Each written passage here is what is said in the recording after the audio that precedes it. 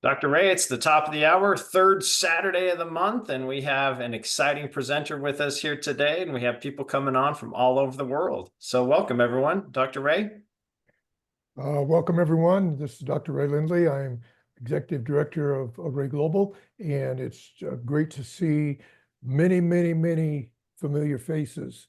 And for those of you who have not attended any of our workshops so far, we're happy that you're here with us today. We have a wonderful workshop prepared for you today, and we'll talk about that in just a moment. But I'm going to turn this over to Dr. Jacob Frankum, who is the Associate Director, and he's got a few announcements and will give us more information. Yeah, welcome, everyone. We're excited to have you with our workshop today. We're looking forward to this presentation. Before we get into that and turn the time over to Mr. Eichelberger, a few different announcements. As we mentioned last month, we have been doing a writing contest, and we had like 1,200 entries. We've had a lot of entries from all over the world, some really good essays that were written about quality teachers and why they have their favorite teachers. And so it's taken our judges a little bit longer to go through all of these because they're all volunteers and it just takes a little bit of time. So we're hoping to announce the winners next month. And so please stay tuned. Also, please make sure you get onto our website to learn more about our academic contests. I wanted to share my screen because we have another academic contest going on right now. We have 3 academic contests every year. We start out the school year in the fall with a writing contest. In the winter time, we have an art contest, which is one of our favorites. And then in the springtime, we have a science fair contest. There are cash prizes, there are certificates for your students, and we want to have as many students involved as possible. It's free. We just want to get students to participate in these kind of activities to develop relationships with other students and to challenge them and just get them excited about learning. So this one is called the academic contest that we're doing right now is 3D by Me, our art contest. So we want students to create a 3-dimensional piece of art, take a picture of it, and send it to us by February 1st. And we have the grade levels broken out, kindergarten through grade 3, grades 4 through 6, etc. And again, we provide certificates, some cash prizes, and then we publicize these also to recognize not just the student, but the quality work that's going on in the schools. So again, we encourage you to get on and look at our website, not just at our academic contests, but some of our other services that we provide. Our accreditation service is the biggest service that we provide to schools, but we also provide certification services if you have a special education program or a STEM or STEAM program that you want to have certified in your school. We also will certify those types of programs. Get on and look at our sister school program. That's always another popular program among schools. And you can partner with a school in the United States to exchange mail. You can actually come and visit this school in the United States. But look at the different services that there are. We're here to help you and your school in its improvement efforts, and we want to see every school develop and grow and achieve. So with that, Dr. Ray, I think that's everything. I'll turn the time back to you. Great, thank you. I just want to add one comment, Dr. Jake, to the writing contest. I had the time to read several of the entries. And oh my goodness, the things that your students are saying about you, I hope that they have or will share with you their essays on what their favorite teacher is and why. The writing, and I want to commend the schools also, the writing on the entries this year was exceptionally good. So I'm thinking that you're all doing a wonderful job with teaching of writing and all of that. I know that AI has some help, but still the students have done a great job of showing their writing skills. But if I were one of the teachers who was mentioned and the reason why a student called you one of the favorites, I'd be very proud. So I hope that collectively you're all very proud, even though you might not know if your student wrote about you. but I hope that they share these things with you. We're thrilled today to have Danny Eichelberger with us again. Danny's with us before, and he is a tried and true educator. He was an administrator actually for 17 years and is now retired from his administration responsibilities and is working as an educational consultant. And we're thrilled to have him with us today. I'm sure that you will, especially by the end of this time we have together, you will realize what a real privilege it is to have Danny do our presentations today. So Danny, the mic is yours. The show is yours. If you want to do a song and dance, save it for later. So we'll hear what you have to say. Thank you, Danny, for being with us. Well, thank you, Dr. Lindley, and thank you, Dr. Frankham. It's such an honor to be here with you guys today with Array Global. The opportunity to speak about something that's near and dear to all of our hearts is actually those instructional strategies that we're using in the classroom every day, right? Those have the highest level of impact and ability to change the school culture and the achievement levels of students at your school. So we're going to talk about 5. We're going to stick with the distinct 5 that we talked about. And the 5 we're going to talk about today are, 1, we're going to start with active learning and what that means and why the value of active learning in a classroom. The next one is formative assessments. Those assessments we give day to day, week to week, and the feedback that comes with those. In so many instances, we get really caught up on big mandated tests and those tests that tell us student levels by the end of the year, that sometimes we forget the value of just day-to-day formative assessments and how we can use those in the classroom. And number 3, we want to talk about differentiated instruction, right? We don't do one size fits all because everybody is different. And so as we start to understand our student levels and abilities, we want to talk about adjustments and tweaks we can make to that instruction to make sure we reach all learners. Number 4 is going to be collaborative learning, that opportunity to collaborate, especially for us that have multiple language learners in the building. How do we make sure that instruction meets the needs and also gives opportunity for productive discourse and using education language as we grow and develop these students? And the last one's going to be explicit instruction. And explicit means, and I heard a principal say recently, and everything that she does when she talks to her staff, when she talks to students, she has a motto in her life. And that motto is that clear instruction is kind instruction. And I've really lived, I like that. I've kind of taken that from her and used it in my life, meaning sometimes, thinking through the details of our instruction and everything that we're going to give to a student, that's part of our craft. It's what we do. And it's that's a sign of compassion. We can create very distinct objectives and learning formats for students. And then we are going to talk a little bit about AI. I know AI, artificial intelligence, has been kind of a hot subject, but most are going to stick with those 5. So I'd like to do just a quick introduction and share with you a PowerPoint that Dr. Frankham will be able to share with you after today's presentation. Feel free to use it and share it among your colleagues as well.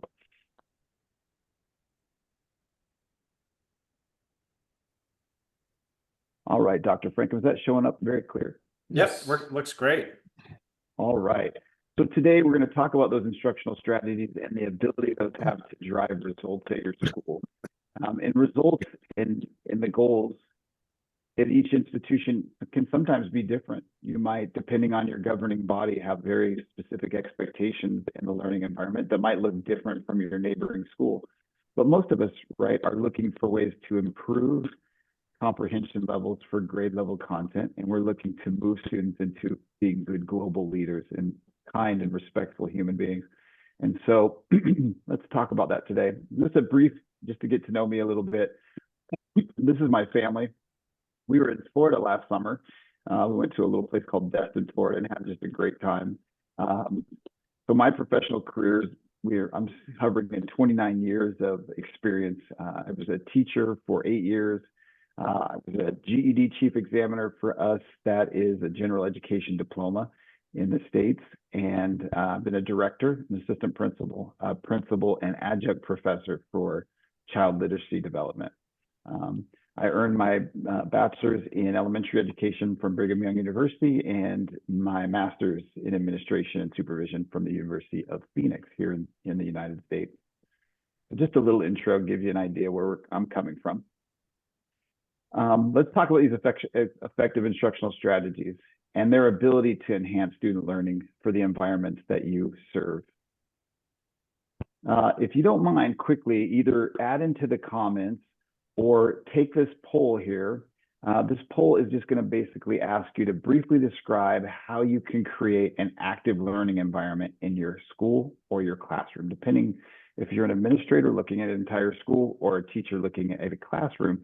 You can use that QR code and join yourself in this survey, or you can actually just write it right in the comments. Either one will work for us. Whoops. So as soon as you guys can log in a response, let me know. I'm going to jump in right with you.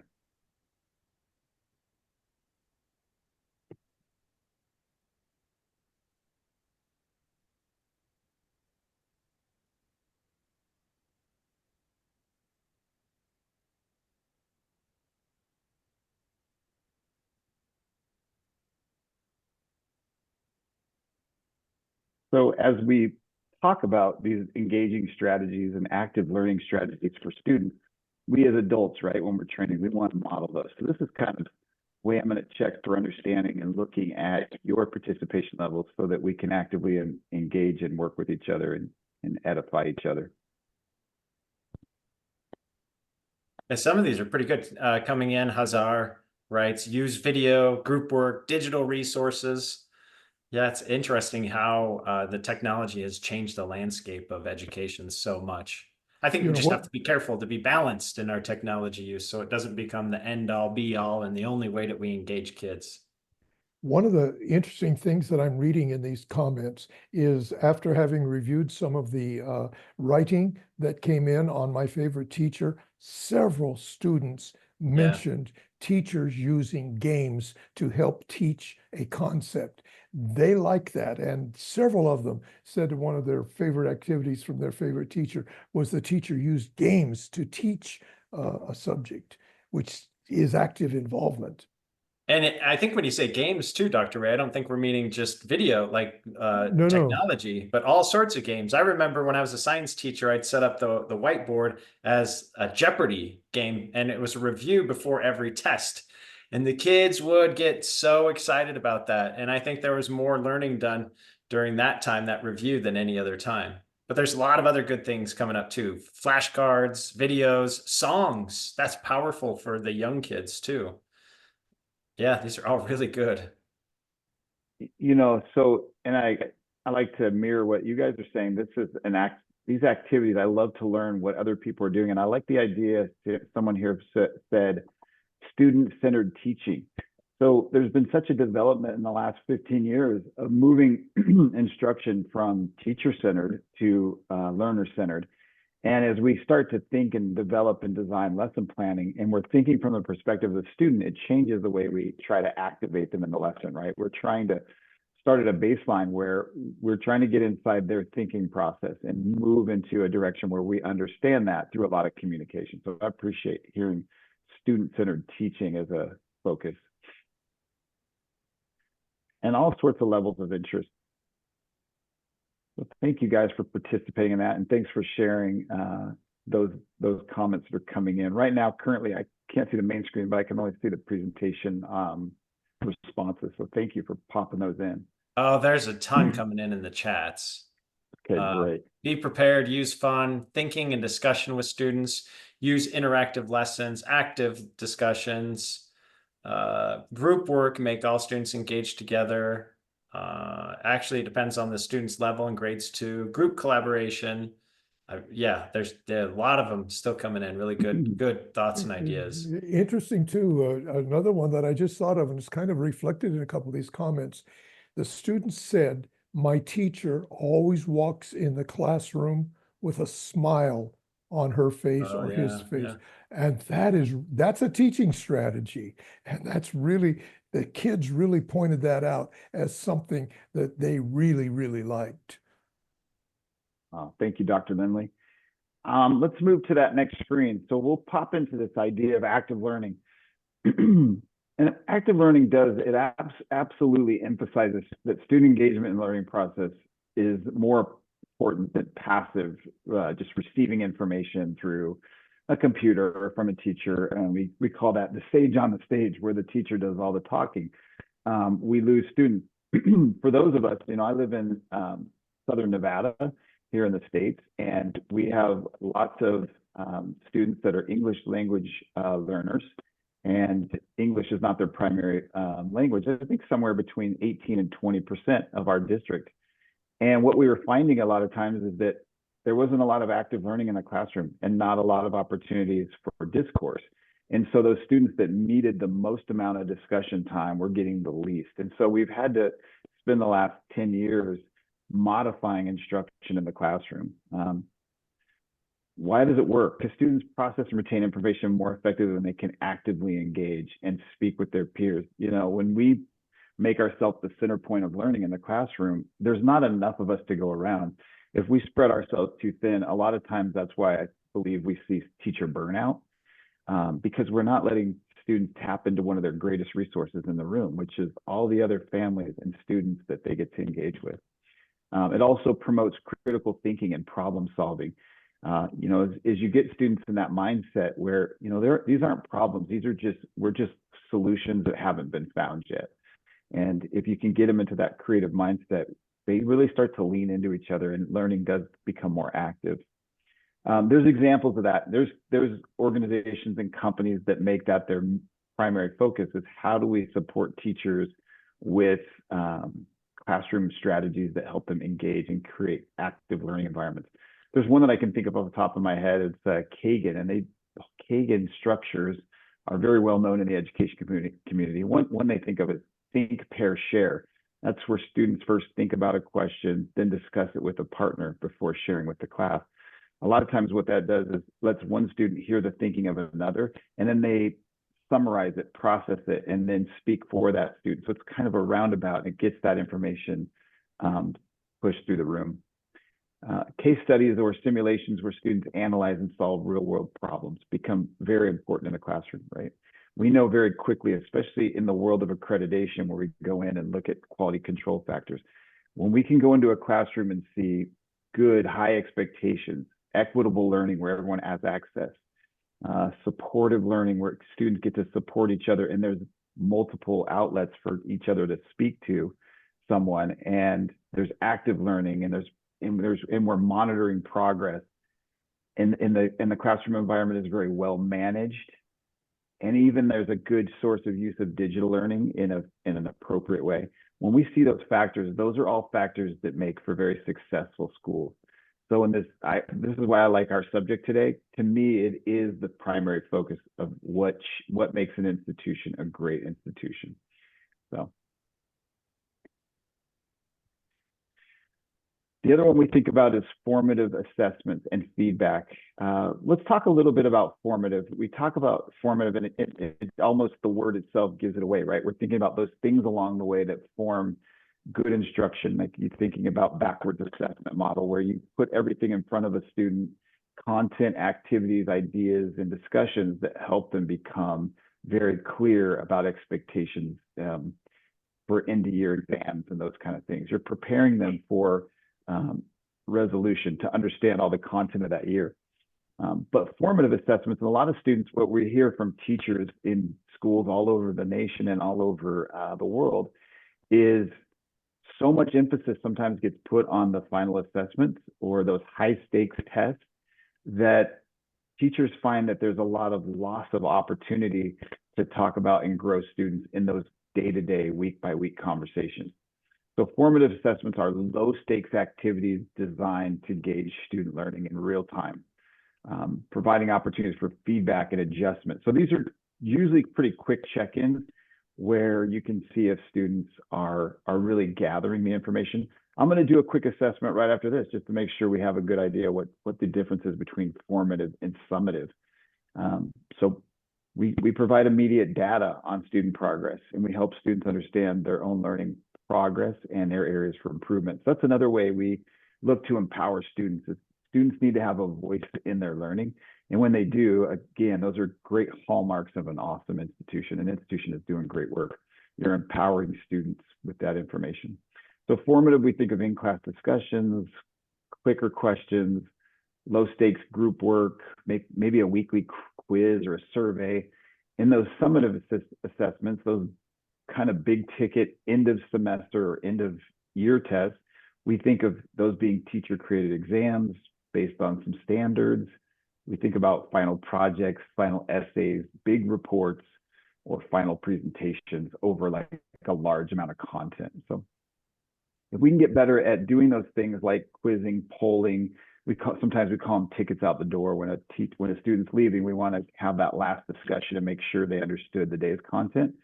We might have those quick impromptu discussions, but also providing feedback on student work promptly. I think there's, one habit sometimes we fall into as teachers, we get behind and we don't relay feedback to students in a quick enough time where it's meaningful. So we need to be prompt on our responses to students. If we think it's important to provide the assessment, it's obviously equally important for us to share feedback on their results. So, Mr. Danny, are you saying that formative assessment can be kind of fun sometimes? Yeah, exactly. These should be a blast. Because these are filling their cup as they're trying, think about trying to take a cup of water over a mountain. Over some time, you're going to lose some of that. You're trying to fill their cup towards the end of the year in a really fun and way that they can retain that information in a creative way where it really sticks in their brain. Yeah, I love it. Yeah, that's excellent. So with that one, I'm hoping that I did a good enough job explaining formative versus assessment, but we're going to test myself as an instructor and let's ask you, which of these activities is not a formative assessment? Or a better way of saying it is, which one of these is more of a summative assessment? So far, it looks like we're on point. And in the comments, people are putting in final project. There's some cooperative learning going on too with this chat, so people can see what other people are submitting, which is good. Yeah. And that's, again, a way that we can alleviate some of the stress in learning, right? As we talk to each other, we become each other's thought partner in this process. And I'm glad to see it's happening here today. I like the word thought partner because a lot of what we do in instruction is we need someone that's patient enough or a process in which we can learn without feeling so much stress that we have blockers or things that keep us from learning. We want to learn in an environment where we feel comfortable to share, we feel comfortable taking risks. And I think you guys are probably really adept at that. That's what probably makes great teachers. But thinking about that and being conscientious of that. I think part of it too, Denny, is different students might be able to display a formative assessment in different ways. Some students may be able to display it in writing. Some students might be able to display it in speaking, giving a report. So I think teachers have to be, in general, have to be open to the fact that not all students will display formative assessments in the same ways. And teachers need to understand those students who are able to express it in one way other than another. Yeah, absolutely. And I think that's going to key ourselves into our eventual discussion about how do we differentiate instruction. And all these tools overlap. Everything we're going to talk about today can feed into each other and help support good teaching. They're not all just in their own little isolated space. Every strategy we're going to talk about today is going to be able to weave itself into other strategies. Let's talk about that. So while we're on that, Dr. Lindley, differentiated instruction. One of the most difficult things I think for a beginning teacher is the pressure of not only learning how to read a classroom and use some benchmark assessments and understand where students are at in their educational journey. Then as a teacher, you have to get proficient enough to be able to not only identify it, but then decide what adjustments you're going to make in your instruction that will actually help every student. At first, it's a little hard. I think a lot of first-year teachers maybe default to, hey, I just need to learn how to teach first. And that's why the field of education is just it's a lifelong endeavor, right? We're always growing. we would all, we would all want to be perfect in our first year of teaching, but it just doesn't happen. We have to be grown and developed. And that's another thing when I think about our work as educators and the accreditation process where we look at quality schools, is there are systems in place to grow teachers, right? There's the support there. Like you're engaging today on a Saturday. For us, it's here Saturday in the States. You're taking your private time to learn and become better at your instruction. And that's a great indication that the fact that this information is out and you're working so well with Array and those institutions that are trying to improve you, that shows growth in your field, right? So differentiated instruction, I'll kind of stop rattling about that, but I want to talk about differentiation as involved in the way we look at instruction. So if you see this little graph on the side, it says differentiation means tailoring instruction to meet individual needs.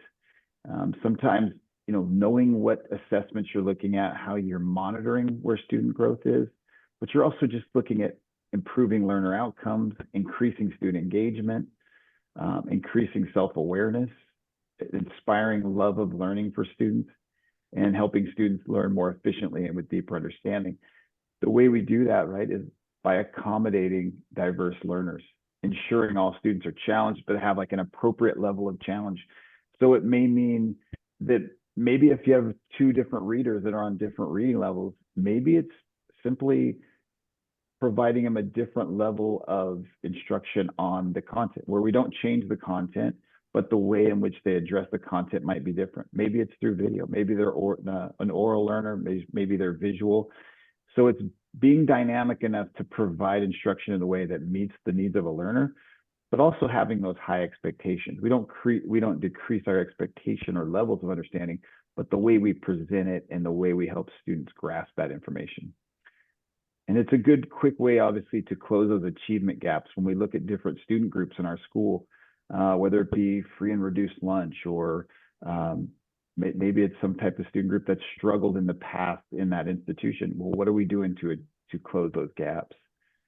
And then some examples might be different levels of reading materials, which we talked about, or providing choice as how students demonstrate their learning.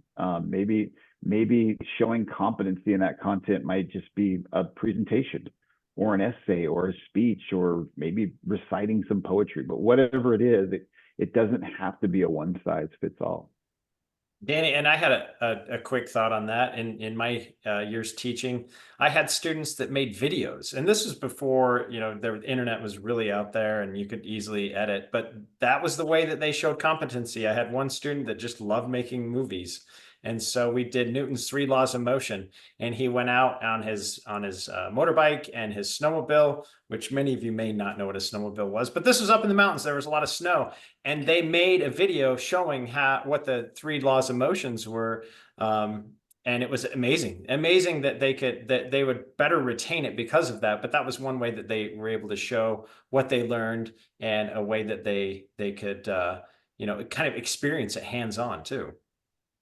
Yeah, and I love this discussion, because meeting students where they're most excited, it sometimes it seems like we're putting more work on a teacher, right? Or we're making our lives more difficult if we're trying to meet so many learning.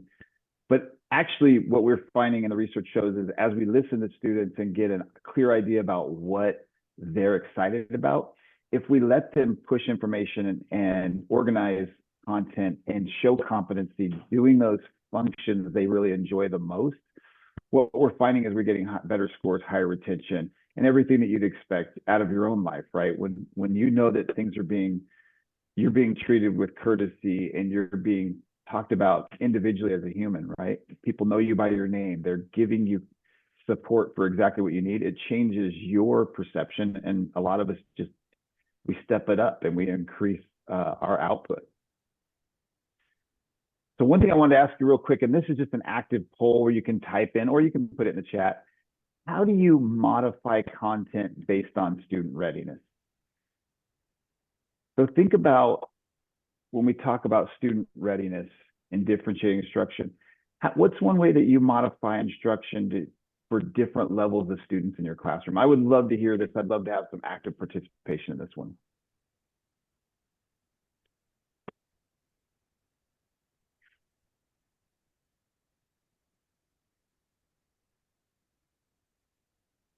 definitely. I see some differing assignments. And assignments can all be tied to the same learning objective, but differentiating them and putting in different assignments is totally acceptable. Sometimes we worry that we're going to offend students, or students might see different work and wonder why they're not doing it. But what a lot of times, if they're engaging in work that meets their level and expectations, what we're finding is that students actually enjoy the learning environment more. They're not so worried about what each other is doing, but really how they're concluding and coming to different ideas and thoughts and sharing those ideas. Another one in the chat, Danny, was leveled reading passage, or different absolutely. different ways to introduce the content. I think those are really, really good, the level reading passages. You know, and there are some applications out there. You can actually go in and take certain content. There's some filters and some applications out there on the internet where you can take a level of reading and you can measure that content into different reading levels with a push of a button. And so again, the content doesn't change. Some of the important vocabulary doesn't change, but the length of the content, or the way in which the content is structured to make it more readily available to all learners. So think about that. There's ways to differentiate instruction that don't have to mean lots of more work for the teacher. I'm always very worried about obviously burning teachers out when we ask them to do so much. That's true. There's another good idea from Rodana, is as they're talking about peace, she gave them different topics about peace: peace of mind, peace among people, peace among countries, so they could still understand what peace means at the end. Probably elementary school, or junior high, something like that. But that's a really good idea. I like that. Absolutely. Danny, there's a question from Gina, I believe that's saying the name, but isn't differentiated learning a huge burden on a teacher? Shouldn't we strive to teach all students according to the goals they are supposed to reach for their standardized exams? And I think we've talked about some of those, but how would you answer this question? Is it a huge burden on teachers? My feeling is if you do it, it's going to be an easier task for teachers because you know who you're addressing. Maybe group work would help. Yeah, I think once you've addressed the way you modify instruction, I think if we look at ourselves as a teacher and go, these are the things I'm comfortable with, this is what I know how to do right now, and then give ourselves kind of reasonable goals. But the more we know our students, I feel like it can be actually easier when we are using to our advantage what students are excited about, what they're thrilled about in their learning, and how they present. And once we know what kind of learner they are and how they like to share information, we might find that we're getting a better idea of their learning levels quicker. And it helps us as teachers to come up with strategies and structures and ways to modify instruction in a timely manner that will help those students. So it can be easier. And I understand the reservation. I think we are, again, like I say, I always fear that we sometimes forget, if we haven't been in the classroom for a while, how much we're asking teachers to do, right? We're asking most teachers to work 6 to 8 hours a day and then do their creative work after work, or address papers or assessments. So it's a lot. But once we get those strategies in place, I believe it can become a lot easier. And I think it's natural for teachers, even the ones that that say that they're not really in favor of differentiation. I think they still do it on a level. Especially, I like what Salma said about all of our students are non-native English speakers. So you have to modify content with your students because they all come in at different levels with that English language instruction. If that's what your focus is as an English teacher, we have to differentiate. We have to provide different mechanisms for students to learn at their own rate, but also keeping the entire class up. And I think that's what we're talking about just a second ago with that initial question, is making sure that the entire class is moving forward, but each student is also being met at their own level. And I think it goes back to your differentiation between formative and summative assessments. I think we often are thinking about the summative assessment. Here's what they all have to know. but we're not doing the job on formative assessments, which helps lead them to that. And I think better understanding formative assessment will help make the job easier for teachers. Yeah, absolutely. And thank you guys for taking the time. Thank you everyone for sharing and giving us an insight into what's going on at your school and in your classroom. So thank you. It means a lot to us. Number 4, I want to talk about was collaborative learning. Collaborative learning is, again, it's a very, very distinct skill set too. And sometimes it's a challenge for some teachers. It's even think about your parenting. Sometimes it's hard to give up those reins, and we want to sometimes control learning. And the more we feel like we're in control, the more we think we can control the results. But and the research is showing us that not enough collaboration time doesn't give those students that time to process and think, and also not overburden one teacher. If we set up good structures in the classroom for content, students can actually start to mentor each other and collaborate in ways that we never imagined maybe 20 years ago. So we'll talk about the benefits of those as students express their views and discuss ideas regarding tasks, timelines, and objectives. This enhances their listening and communication skills.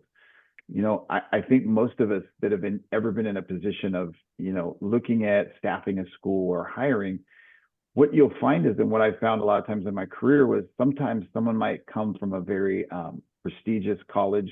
They might have lots of knowledge, but if they don't work well or collaborate with their team, then it's the old saying, if you want to go fast, go alone. And if you want to go far, go with a team. And so what we're finding is those that are ready for job readiness and having those skills, they've come with a very deep set of communication skills. They already understand the value of learning what their colleagues and their peers and their fellow students are learning. So also, and that also helps with that conflict resolution. When students encounter differences in opinions, they learn how to handle those disagreements in a constructive manner.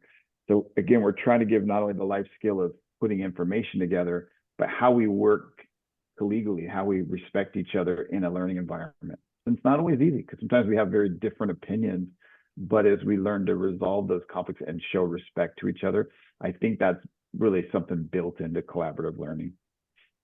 Danny, you just said something that just totally shook me up.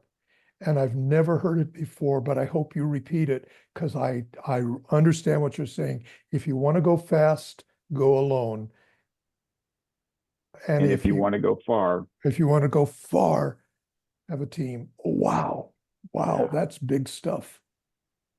Absolutely. And, you know, I think we all realize that sometimes in our education, we want to be on our own silo, and it's sometimes easier to move faster because we know a lot about ourselves and how we look at the world and we process things. And so sometimes working alone seems the preferred way, but I would think in an education environment and in most business or job environments, the more a team works well together, collaborates well, that you can take ideas and projects much further. And that's the goal, right? And students will collaborate with each other too. They'll be able to help each other in a way that we might not have thought about. Absolutely. And one of my favorite, and I'm going to get into a couple, there's some examples here of doing research or debate and doing projects, project-based learning. Also jigsaw activities where students become an expert on a segment of a topic, and then they take all their combined strengths and put something together that creates a more elevated product. And that's a good way to leverage students into an idea is jigsaw out material. Give them a little bit or a piece, but if we give them too much to bite off, sometimes we don't set them up for success. So here, Sarah Attal, she says that academic conversations can create the conditions and provide the tools for students to go beyond turn and talk, but into deeper discourse. Academic conversations, when implemented thoughtfully, teaches students the language of specific functions of academic language across the content areas. So again, creating that opportunity for students to speak. What I'm finding with my own children, they're 13, 15, and 17, I know when they've come from a classroom where conversation is valued because they come home and have very deep level conversations with us at home. one of those techniques or tools we're going to talk about is Socratic seminars. I think even some of our travels with Array, I think we've done some presenting and done some of these Socratic seminars. So Socratic seminars are a dialogue between participants. It's typically we're trying to take an area of focus and drive the instruction and the conversations around a specific content. It should be centered on student-created, open-ended, real-world questions for which the selected text provides insight. So you're typically looking at some kind of content or articles, essays, educational, from some educational, I guess, from facilities that could facilitate those kind of newspapers and magazines, and you're letting them talk about ideas that actually might be debatable. And so again, honing in on that skill of being respectful discourse, disagreeing politely, a discussion where every contribution adds value. So there is no, when we put someone into a Socratic seminar talking about certain content, we don't do it right and wrong. We let them speak and reflect off each other. Not like a technical winner of the content. It's like more about how far we can push the subject.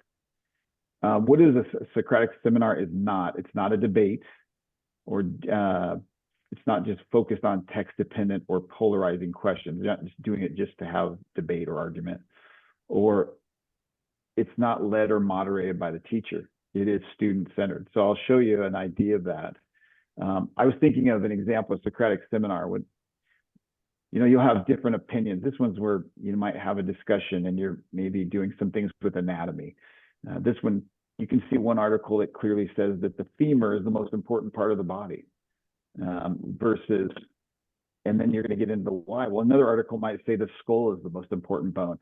So then students have an opportunity to look at that content and start to bring their ideas as they're being influenced from content, and then how would they come into that discussion, and where would they find and cite and quote information to help their side of the discussion.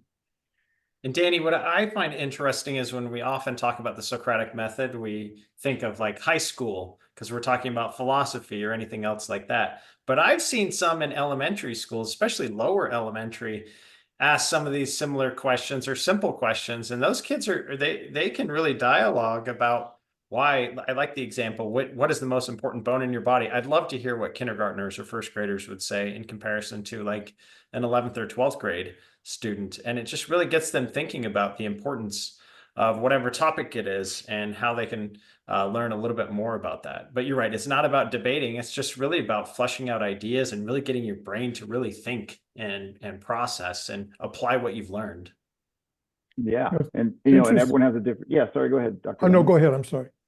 Yeah, I was just thinking everyone has a different life experience. And so, yeah, you're right. Some students are going to dialogue about femurs versus the skull, but they're, how they support that information and how they're being led to that, further discussion by thought partnering with other students, that they will walk away there like all of us do. I mean, we're not static. We really do want to be led and guided and understand information to help us improve or change. Change is good.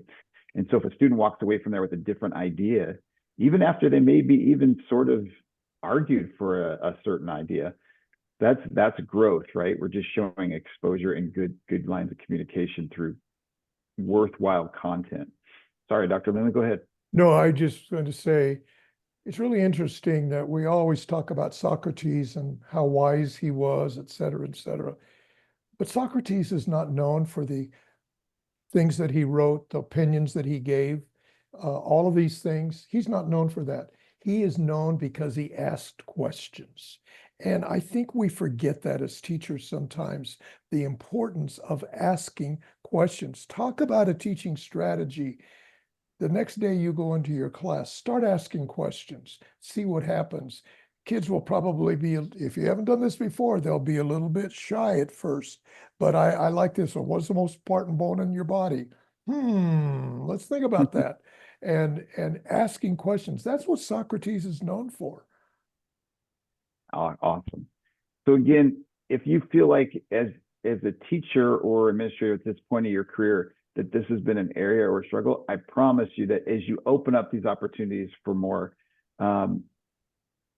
discussion and you're feeding that content, but not not force feeding it, but feeding information to students, that you'll find their ability to use that information, process it, and come up with creative thoughts for the class and for themselves, it will increase exponentially as you get more and more comfortable with an open environment, a classroom with a lot of healthy discussion and thought and thinking. Somebody just let's wrote, get an English teacher, and I'm looking for the comment to say who it was, said that when he gives students these kinds of discussions, there's no right or wrong answers. It's guiding students. I love that one.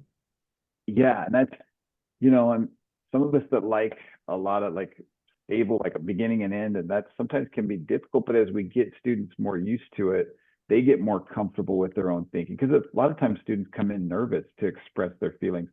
I got a student in a video right here that's going to express a little bit of that. And this is just a couple minutes. I just wanted to share it with you. I know we got about 9 minutes left, but I want to jump in and just show you a quick video here on Socratic seminars.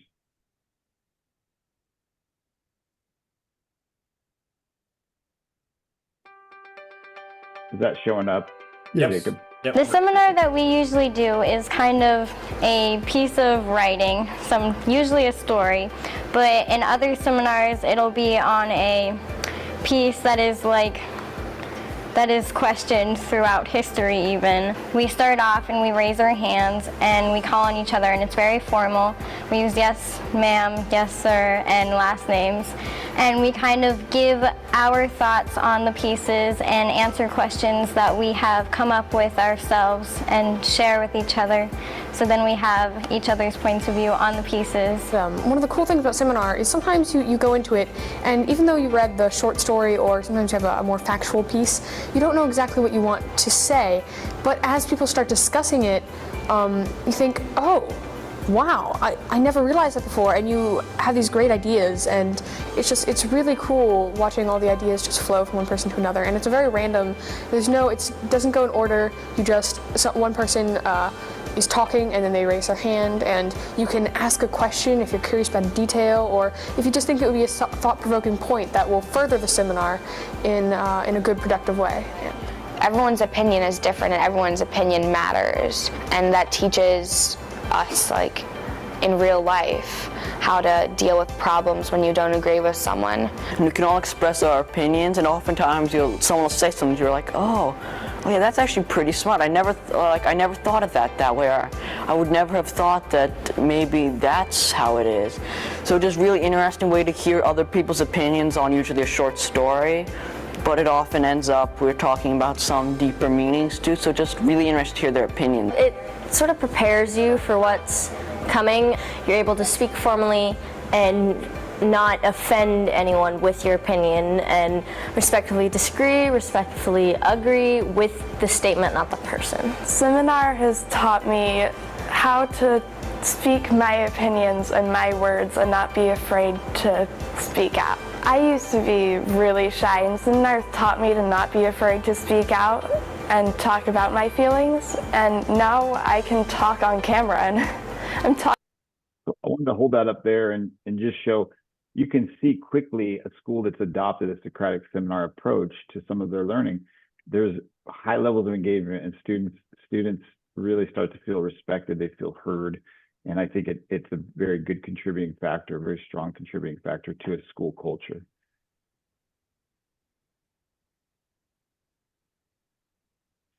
The last one I want to talk about is explicit instruction. And explicit instruction sounds pretty simple, right? But it goes back to that original idea that I was telling you about that I learned from a principal here in the United States. And she said to me, Danny, everything I do, I make very clear to my staff. And I want my teachers to be very clear about what their expectations are in the classroom. And she says, anything else to me, when I get surveys or feedback, and if I get instruction from parents that we've been vague or ambiguous, it really, really affects me. She says, I want everything we do at that school to be intentional and explicit, and we want to be very, very detailed about what we expect from, whether it be student behavior, a student output on an assignment, what that looks like. So explicit means, again, that we're showing a model for how to question, how to address learning needs, plan, connect, provide feedback, and dialogue. It's a cycle of explicit instruction where the more we know about a student and the more we can be clear about what our expectations are, then we're getting the results driven out of each student that we want.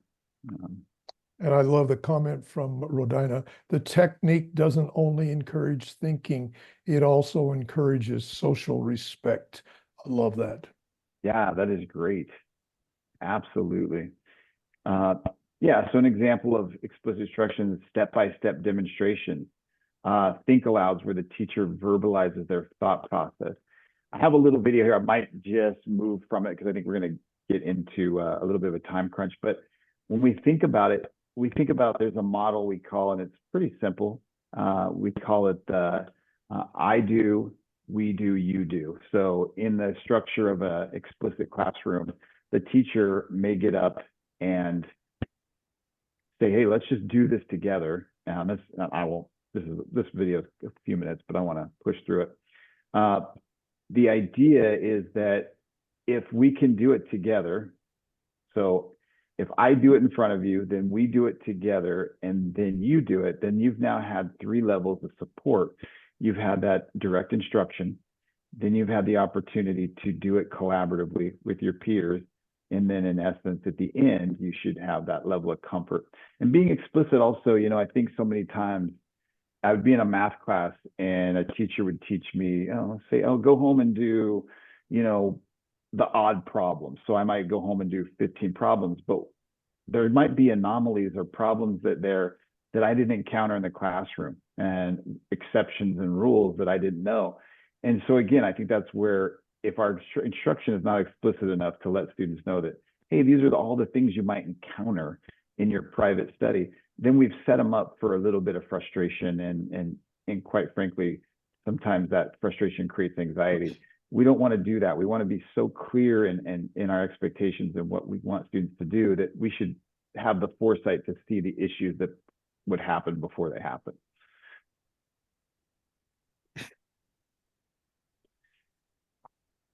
So in naming our 5, we'll go over active learning, formative assessments, differentiated instruction, collaboration, and explicit instruction. So those being the 5 core, that is elements of high quality schools. We see those things actively going on in each classroom.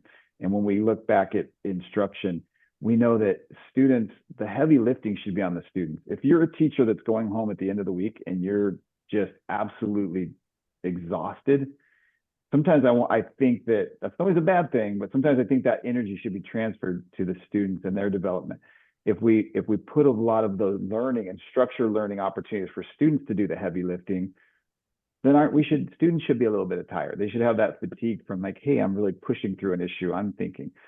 So many times I see where the teachers hold all that weight, and it makes teaching actually more difficult because we're not sharing the load with the most important person in the room, which is the students, right?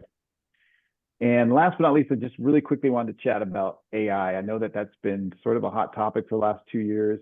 I have personally, in my own experience, shied away from it. But I read a book recently, and it talks about, it's called Brave New Words. It's a book by Salman Khan. And I like his approach to it. And I want to just dig into it for a couple minutes before Dr. Frankum ties up the meeting. In there, I started to think about, our exploration and our journey with education is a lot of times we need to get better at asking questions. And I think one thing that Khan says in his work is that as we get better at using an AI as a thought partner, he talks about in a book he wrote, he talked about his daughter doing a 2-person narrative and talking with the computer and the chat bot, the AI structure she was working with. And she would keep working back and forth and explaining her side of the story. And between her and that AI presence, they actually wrote a 2-person narrative back and forth with dialogue. So she wasn't using the AI to cheat. She was actually using it to supplement her learning and to experience a little elevated opportunity that she could do alone. She didn't always have to have another student with her. So I bring that up to say AI is a lot of times something we've avoided as something that's been pesky. It's been hard to determine if students are being original. But I also want you to think about it in where can we use it in our studies or in the classroom where it actually elevates learning as a piece of technology. You know, I was thinking about the theory of evolution. I just put this question in, and you know, explain the theory of relativity in easy to understand terms, 100 words or less. I can be that specific and get a response like this. And so for me, if I'm starting my journey learning about the theory of evolution, maybe it's just a quick intro, and now I got a discussion partner. And as I get better at asking questions, the AI gets better at providing me very discrete, very descriptive explanation. So it's just a thought. I don't necessarily think this isn't the sword I would die on, but I do think AI has a place in our education. And Kahn says in his content, he says, the most successful students will be those who use AI to help make conceptual connections with ideas. Students who learn to use AI ethically and productively may learn not only at an exponentially higher rate than others, but also in a way that allows them to remain competitive throughout their careers. So I think, you know, I've kind of been kicking myself a little bit, thinking, you know, I've been avoiding this as almost like my ego, like, oh, I want everything I write to absolutely just be authentic, everything I say, which I do believe in your own personal writing. When you're writing for a purpose, it should be you. But I do think we don't want to avoid the idea that this can be used as a thought partner. AI can be very supportive. So in conclusion, I'm going to wrap it up.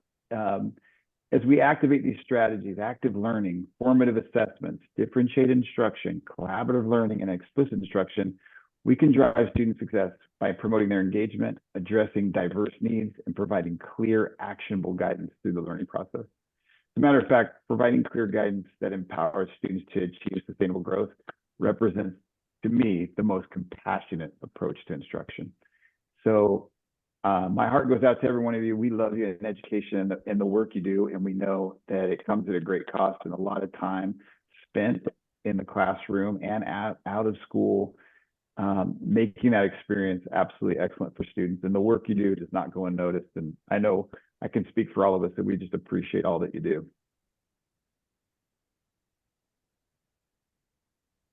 Well, thank you, Danny. That was excellent. I mean, every single topic is so applicable. And even if we do know about these different topics, it's still good to have that reminder and say, yeah, I need to start doing some more cooperative learning, or I need to focus on more Socratic method programs in my classroom.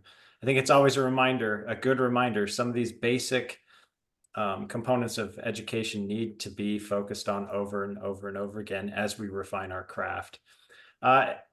In conclusion, Dr. Ray is going to give his words of wisdom. After his words of wisdom, which we always look forward to, I'm always excited to hear what Dr. Ray says.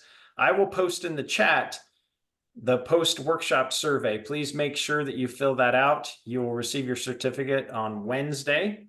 And make sure that you please check your spam folder. Sometimes it goes there, unfortunately. So thank you again for everyone who attending. As you fill out that survey, we will stay on for a few minutes and answer any questions for brave individuals who want to either chat or raise their hand and have their video posted. So with that, Dr. Ray, I'll turn it over to you.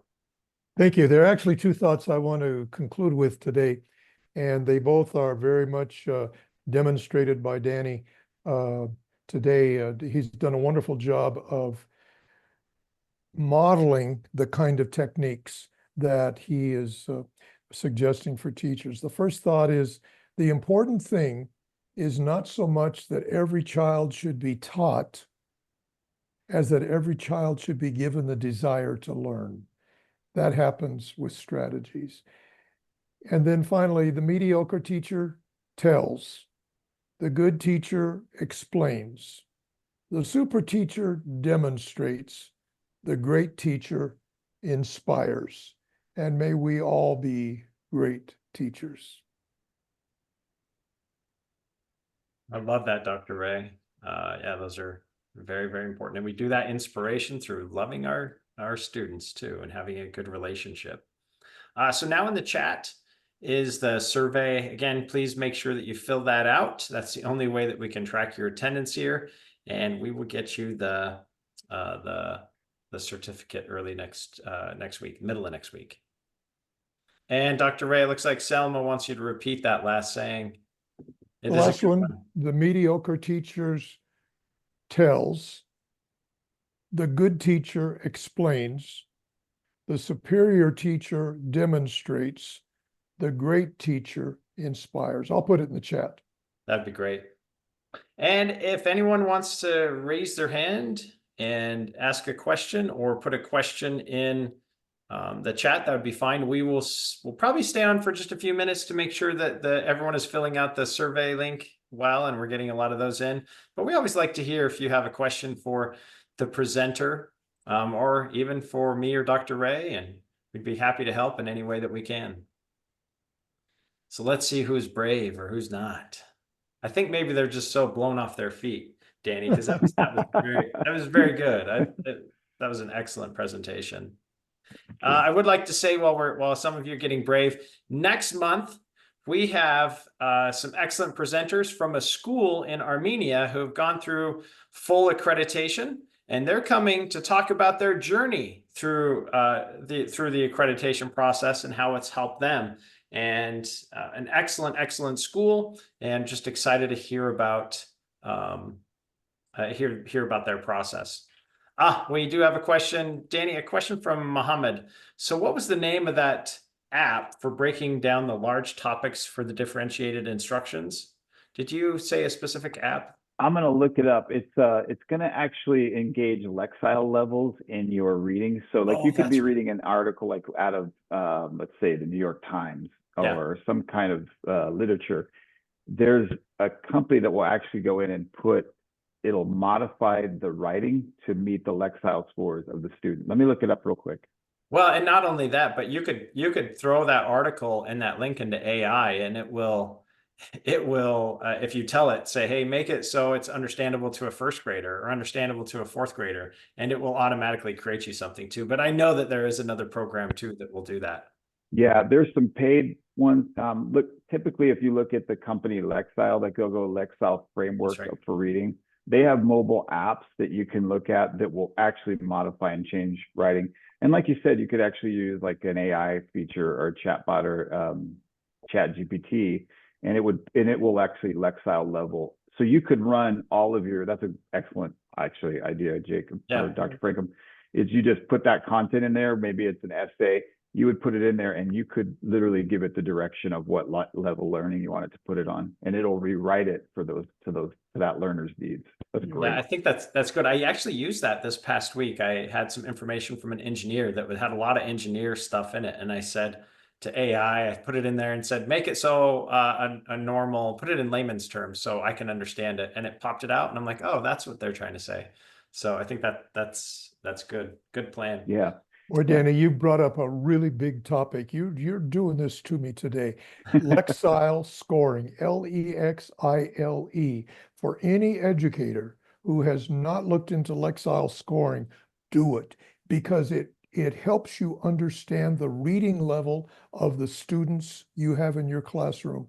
And it's really, Dr. Jake, maybe that's something we should do for a workshop sometime. Yeah, that's what I'm thinking now too. That might be really good. Wow, that is really a big topic, because so many times we don't understand there's different reading levels among our students. Wow. Yeah, there it is. Dr. Jake put it in there. Look it up and understand it. Wow, it's yeah, because our rule of thumb in my schools was to always have students reading about a grade or 2 grades levels above where they're at. Yes, just after a you little test bit them. above. So they're always getting tested. They're always improving. They're stretching. It's kind of like it's physically working out your muscles. You're doing the same thing with your brain, and we have to have our students do that too. Maybe some of us adults should do some of that too. Maybe I should pull out some Plato and some Socrates like we've talked today and stretch the mind a little bit. I am reading a Tolstoy book, and that's that will also exercise your brain pretty well too.